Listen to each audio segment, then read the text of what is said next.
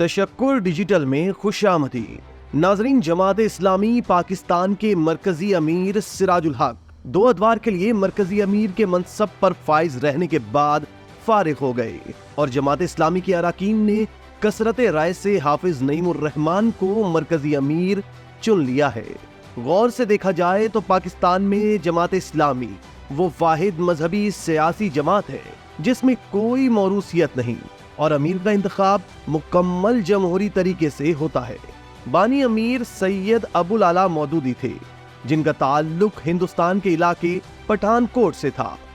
उनके बाद मियां तुफैल मोहम्मद अमीर मुंतखब हुए।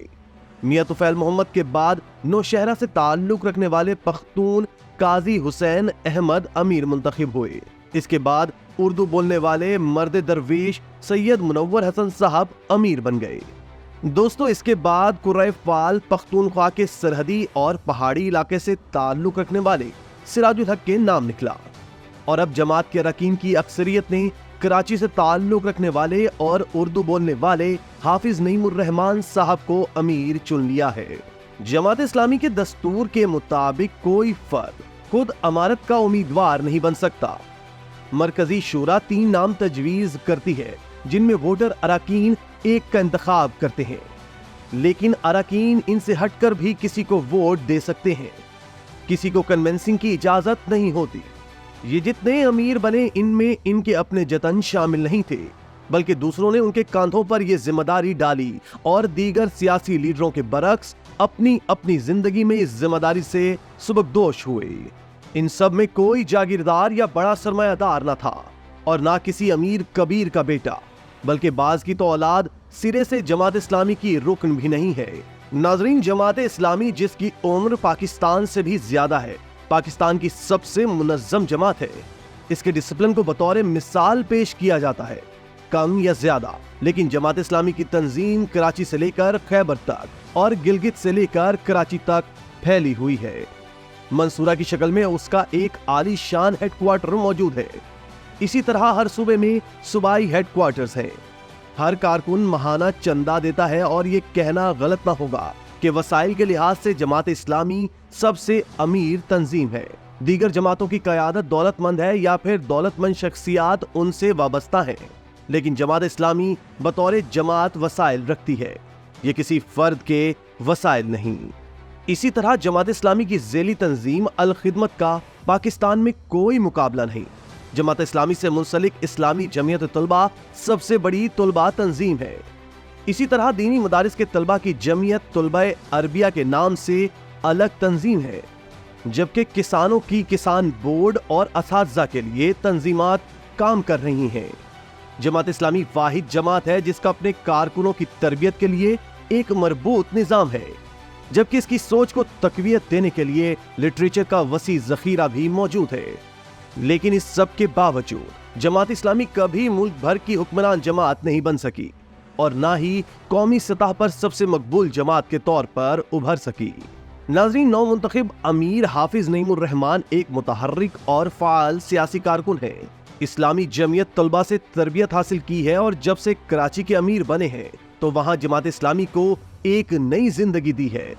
ताहम अब सवाल ये है कि क्या हाफिज नईम के दौर में जमात इस्लामी सियासी उफक पर अवामी हिमायत की हामिल मकबूल तरीन अवामी जमात बन सकेगी या नहीं। मेरे नज़दीक ऐसा होना निहायत मुश्किल है, क्योंकि इसके लिए जमात इस्लामी की पूरी साख्त और दस्तूर में तब्दीली लाना ज़रूरी है। इस वक्त जमात इस्लामी एक तरफ दावती जमात है और दूसरी तरफ सियासी जमात। दावती जमात भी ऐसी है कि हर पाकिस्तानी तरबियत के मखसूस मराहिल तय किए बगैर इसका कारकुन नहीं बन सकता, जबकि दूसरी तरफ वो दूसरी जमातों की तरह सियासी जमात भी है। दोस्तों, दावत दूसरों को उनके मनासिब से हटाने का नहीं बल्कि इसकी खैर ख्वाही का नाम है, जबकि सियासत हरीफाना कशमकश का। दावत और सियासत के तकाजे अलग अलग हैं। मसलन एक दाई अपने मुखातिब सियासी रहनुमा से ये नहीं कहता कि तुम इस जगह से हट जाओ, वो उसे कहता है कि आप अपनी जगह रहें, लेकिन आपसे दीन के ये तकाजे हैं उनको पूरा कर लें।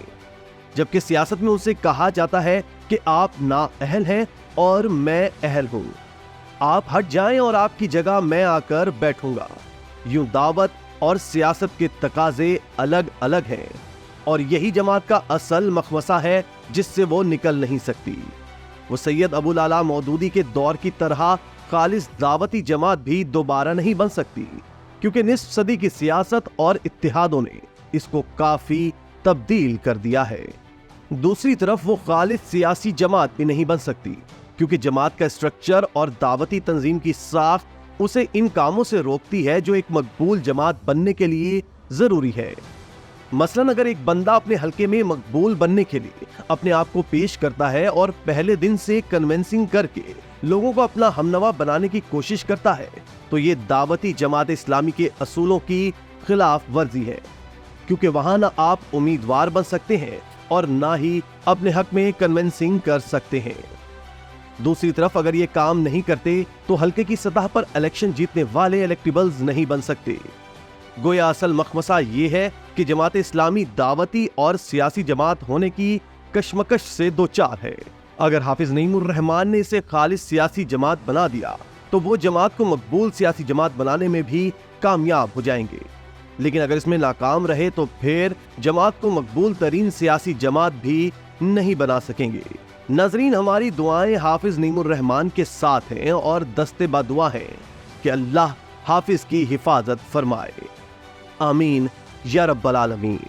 اسی طرح کی مزید ویڈیوز دیکھنے کے لیے آپ ہمارا چینل سبسکرائب کر کے بیل کا آئیکن پریس کریں۔ اس کے علاوہ اہلیان کراچی کے لیے روزنامہ تشکر ہر اسٹال پر موجود ہے۔